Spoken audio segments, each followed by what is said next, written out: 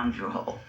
I laugh because I was just talking with a friend, and the great Michael Jordan once said, you have to be selfish till you reach your highest goal, and then you have to be unselfish. Now, I totally agree with what you said, and I get it. I so totally understand it. Now, you got some people who will say, well, that's wrong teaching, and selfishness is wrong, and, you know.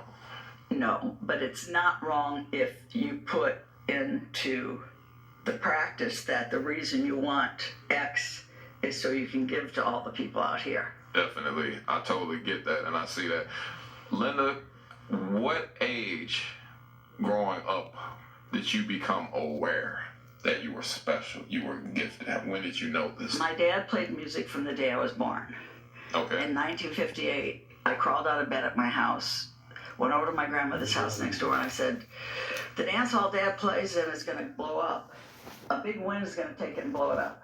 She called my great aunt Julia. When my mom and my dad went into town that Saturday, we went to see Art Funk, who was a commercial hall at Fayetteville's runner.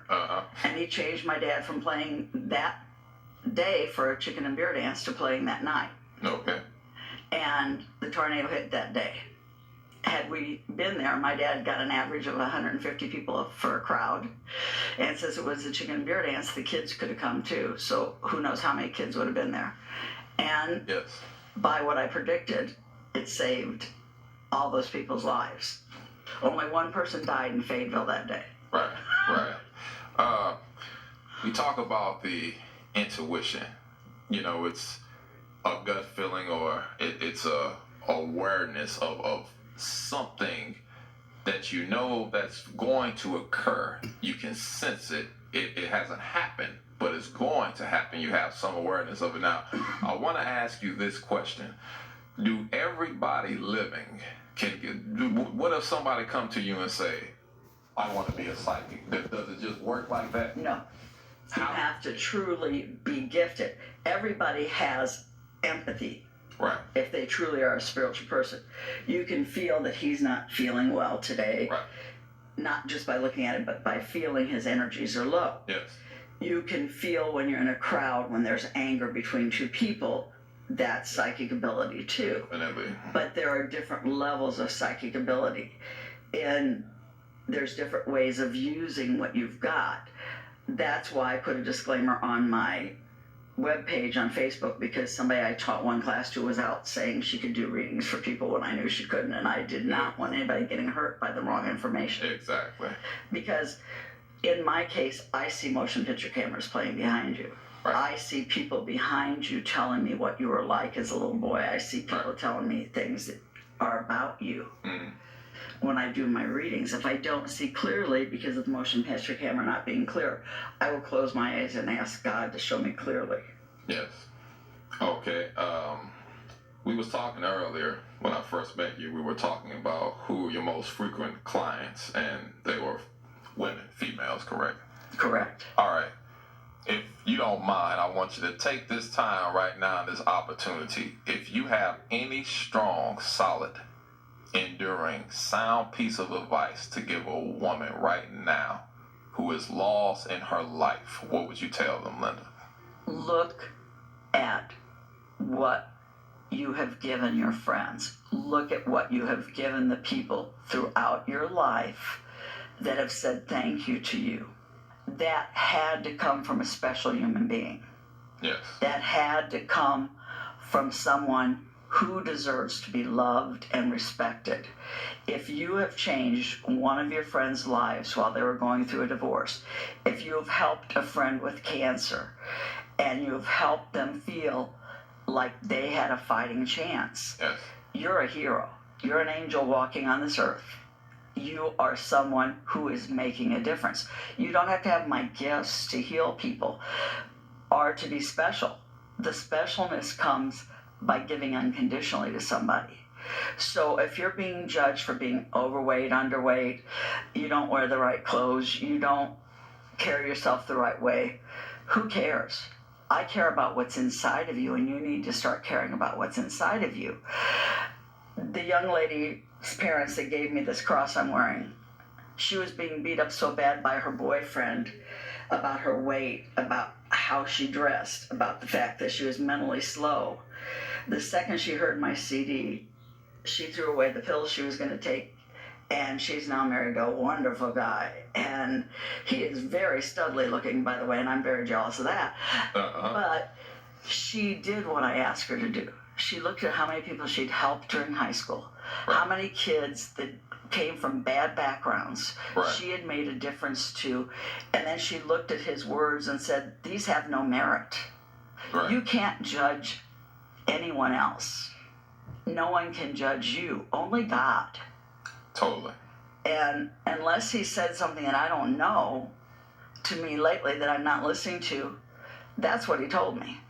I can't judge you. I can only help you grow and help your gifts grow. Yes. Why does those kind of men, I call them master manipulators, but why does those type of men constantly have this spell on these women? Because these women need to be needed, and these men talk as if they need these women. That's it, isn't it? That's it verbatim. And the young lady that I saved the life of, her parents were very happily married. She got her mother the reading for their 40th anniversary. And she was intending on not being here when they got back from their cruise. Right. But this guy said, I need you. You're helping me believe in myself for my jobs. And he was. He was moving ahead in his jobs at the same time he was abusing her verbally and emotionally. I had one lady that gave her boyfriend money, and he gladly took it.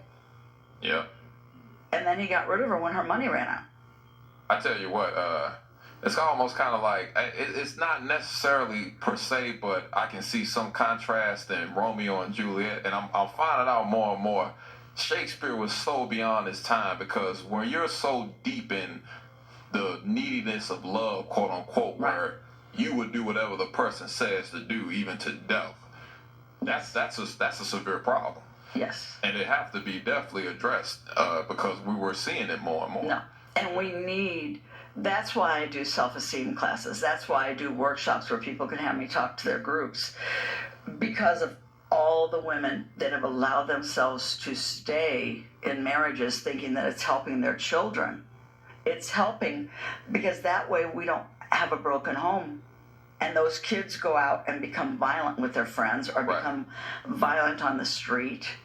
And some of these kids are from upper middle class families. They're not all poor street kids. And I wish people would understand that.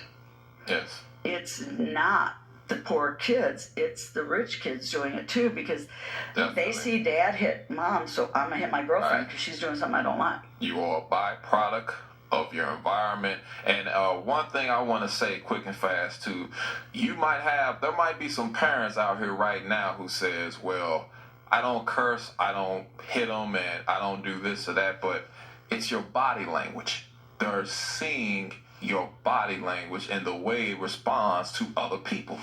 And when you talk about people according to their race, their sexual preference, or how low they are to you in stature, in their income, and we are above them, you're teaching your children disrespect for everyone around them.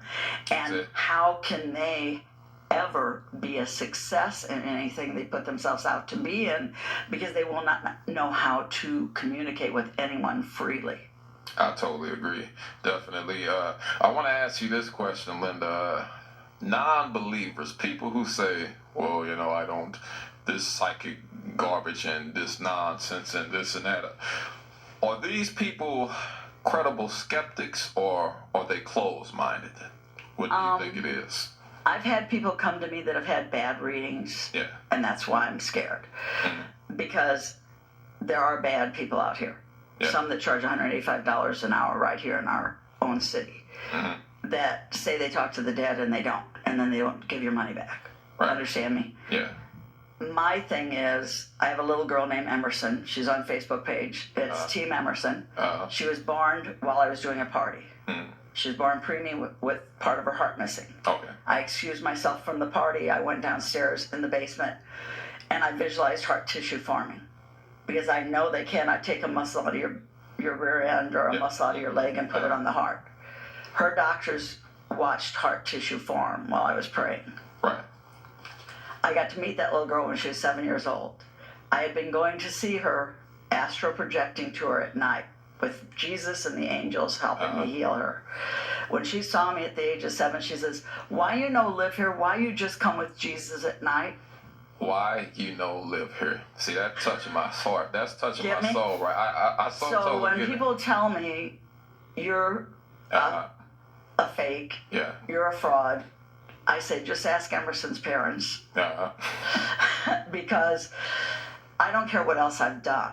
Yeah. Stopping the young lady whose mother's necklace I have from committing suicide and healing Emerson and Mike playing baseball. Right.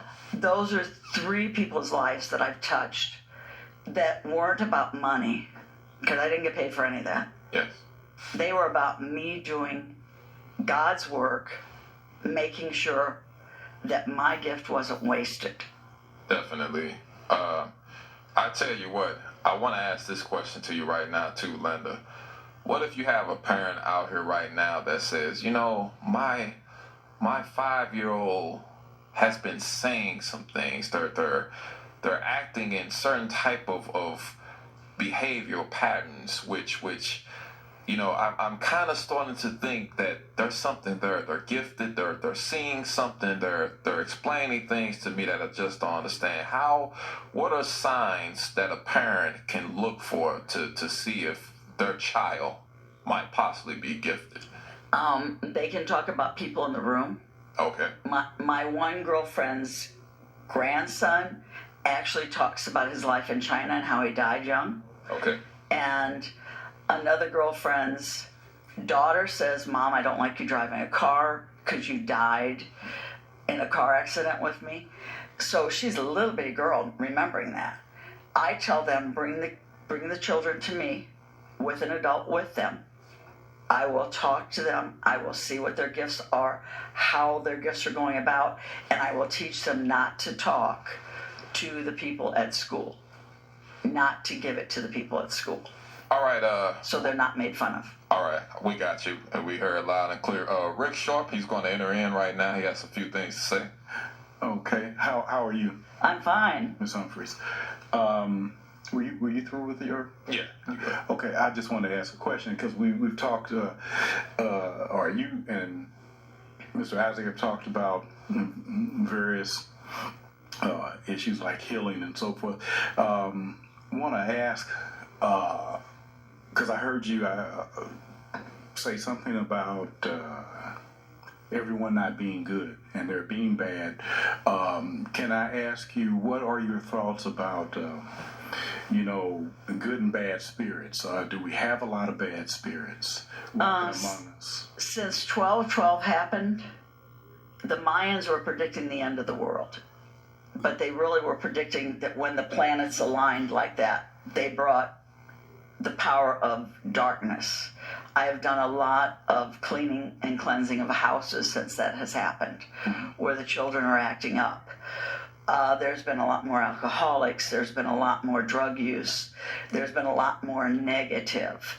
A lot of my friends that take people to the other side when they die, that are working hospice work and help people deal with the end, are having, as if they are being emotionally attacked when they're doing hospice work. And I think it's because there are exactly what is on some of the TV shows. There are the shadow people that are trying to stop people from going to heaven. Well, trying to stop people from going to the other side. Well, that is a darkness. Okay, because this will be the last thing I ask about exorcism. Where do you weigh in on that? I do exorcisms. I have to. And it's because too many people find it fascinating to study things that they don't understand, and it brings in the dark energies. All right, Linda Humphries, it's been an outstanding pleasure talking with you today, and thank you for your information, your kind words. No, it's been my pleasure with both of you. Thank you very much. You're very welcome. Rick, we're going to go ahead and wrap it up today, guys. Thank you for tuning in to our program. And we just want to say quick and fast, guys, go out of your house today and do one random act of kindness for someone of another race, whether it's opening a door, speaking a nice positive word, but just do one random act of kindness. And if you can do it every day for the next 7 days, it'll totally transform your life. Thank you, guys. Have an incredible, amazing, positive day. We thank you for listening to It's Our Turn with your host, Rick Sharp. The goal of this broadcast is to create positive thought and outreach within the city of St. Louis. If you would like to contact us, that's richardsharp59@outlook.com. Tune in again next Sunday at 7:30 p.m. for another edition of It's Our Turn with Rick Sharp.